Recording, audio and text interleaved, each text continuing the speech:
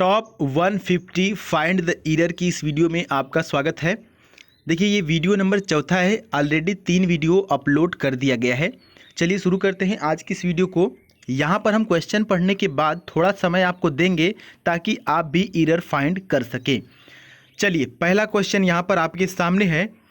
He has been assigned with that team because he is well qualified and experienced, no error।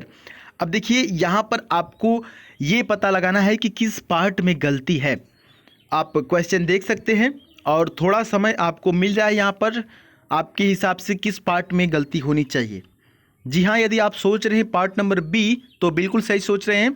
यहाँ पे जो with है यही error है, क्योंकि असाइंड के साथ विद का प्रयोग नहीं होता है, बल्कि इसके साथ एक फिक्स्ड प्रीपोजिशन आता है टू।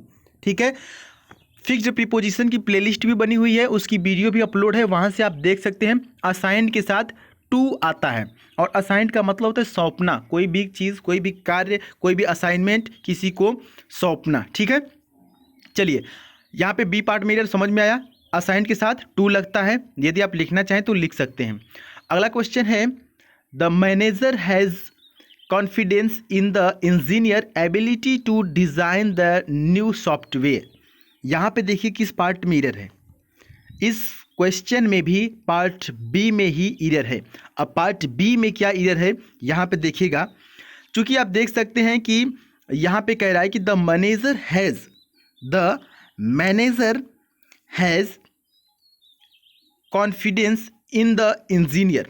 अब यहाँ पे जो इंजीनियर की एबिलिटी है उसकी बात हो रही है, तो यहाँ पे ऑप्शन बी जो है कि गलत हो जाएगा। यहाँ पे इंजीनियर एबिलिटी नहीं होगा, इंजीनियर के बाद एबिलिटी नहीं होगा, यानी कि इंजीनियर के बाद अपॉस्ट्रोफी रहेगा, उसके बाद एस लगेगा, यानी कि इंजीनियर्स एबिलिटी, यानी इंजीनियर की योग्यता के बारे में यहाँ पे बात की जा रही है। तो यहाँ पे क्या होना चाहिए, अपॉस्ट्रोफी एस इंजीनियर के बाद। उम्मीद है कि समझ में आया होगा। चलिए अगले क्वेश्चन की तरफ बढ़ते हैं। अगला क्वेश्चन देखिए बहुत ही इंपॉर्टेंट है। यहाँ पे देखिएगा कह रहा है कि the cashier can not give no explanation for the money that is missing. बहुत ही इंपॉर्टेंट क्वेश्चन है, इसको ध्यानपूर्वक समझिएगा और यदि आपके पास पेन और कॉपी है तो आप लिख सकते हैं इस रूल को कि किसी भी सेंटेंस में दो, यानी कि एक ही लाइन में, एक ही सेंटेंस में दो नेगेटिव चीज़ें नहीं रहती हैं। जैसे कि आप देख सकते हैं तो कैशियर कैन नॉट, यहाँ पे नेगेटिव आ गया, उसके बाद गिव नो, यहाँ पे फिर नेगेटिव आ गया, जबकि ये सेंटेंस एक ही है तो यहाँ पे दो नेगेटिव आ गए। यहाँ पे पार्ट बी में भी, इसी में पार्ट बी यहाँ पे सही हो जाएगा, यानी कि जो करेक्ट सेंटेंस है इसमें नो नहीं रहेगा, नो के जगह एनी का प्रयोग आप कर सकते हैं, ANY, यानी कि सेंटेंस हो जाएगा the cashier can not give any explanation for the money that is missing. उम्मीद है कि आपको समझ में आ गया होगा। पॉइंट लिखना है आपको कि एक सेंटेंस में दो नेगेटिव वर्ड नहीं प्रयोग किए जाएंगे।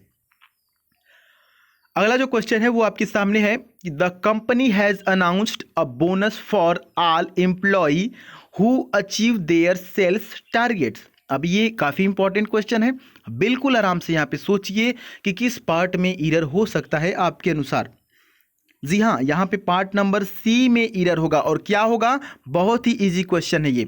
देखिए यहाँ पे फिर से ध्यान दीजिएगा सेंटेंस को, the company has announced a bonus for all. For all का मतलब क्या हुआ, यानी एक से अधिक की बात की रही है, यानी फॉर ऑल का मतलब कि सभी लोगों के लिए, ऑल का मतलब सभी लोगों के लिए। तो जब एक से ज़्यादा है तो एम्प्लॉय नहीं होगा, एम्प्लॉयज़ होगा, यानी कि इसके लास्ट में डबल ई के बाद एस आएगा, यानी कि एम्प्लॉयज़ होना चाहिए था, यहाँ पे एक से अधिक है। ठीक है, तो उम्मीद है कि समझ में आ गया। पार्ट सी यहाँ पर सही हो जाएगा। चलिए अगले क्वेश्चन की तरफ बढ़ लेते हैं। अगला देखिए कह रहा है कि during the flood Shilpa's colleagues prayed for her safety. ठीक है, अब यहाँ पे क्या हो जाएगा, यहाँ पे नो एरर होगा, यानी कि ऑप्शन नंबर ई सही हो जाएगा। यहाँ पे नो एरर होगा क्योंकि ये सेंटेंस में कोई भी गलती नहीं है। शिल्पाज कलीग यहाँ पे दिया हुआ है और उनके कलीग, किसके लिए, कलीग जो है उनके किसकी सेफ्टी के बारे में प्रे कर रहे हैं, शिल्पा के। तो शिल्पा लेडी है तो उसके लिए यहाँ पे हर आया है, ये सेंटेंस बिल्कुल सही है। ठीक है, चलिए नेक्स्ट क्वेश्चन की तरफ बढ़ लेते हैं। अगला जो क्वेश्चन है ये देखिएगा, लास्ट क्वेश्चन है कि the management is not willing to make no concession to the employees demands. अब देखिए यहाँ पे एम्प्लॉयज एस आ गया, ये तो यहाँ तक तो सही है, लेकिन अब किस पार्ट में एरर है ये आपको पता करना है। यहाँ पे भी पार्ट सी में ही एरर है। अब वो क्या है, ये अभी हम ऊपर जो एक क्वेश्चन कराए थे, क्वेश्चन आपको जो ऊपर कराए हैं उसी के आधार पर ये भी क्वेश्चन है। ध्यानपूर्वक देखिएगा, जो क्वेश्चन तीसरा में रूल बताए थे वही है। जी हाँ, यही डबल जो एक सेंटेंस में 2 बार नेगेटिव वर्ड आए हैं वही एरर है। देखिए यहाँ पे नॉट आ गया, the management is not willing to make, फिर यहाँ पे नो कंसेशन आ गया। तो ये दो नेगेटिव वर्ड हो गए ना एक ही सेंटेंस में, तो यही गलत हो गया। यहाँ पे नो की जगह क्या आप प्रयोग कर सकते हैं, एनी का प्रयोग कर सकते हैं, यानी ANY, नो की जगह एनी का प्रयोग कर सकते हैं, यानी कि राइट जो सेंटेंस है वो हो जाएगा, the management is not willing to make no concession to the employees demands. ठीक है, उम्मीद है कि आपको ये 6 क्वेश्चन समझ में आ गए होंगे, और जो भी चीज़ें प्लेलिस्ट में है आप जाके वहाँ से इसको विजिट कर सकते हैं, बाकी की भी वीडियोज आप देख सकते हैं। और यदि आप हमसे जुड़ना चाहें तो इंस्टाग्राम पे द सुधीर पांडे सर्च करके वहाँ पे हमसे जुड़ सकते हैं। मिलते हैं नेक्स्ट वीडियो में, तब तक के लिए जय हिंद, वंदे मातरम।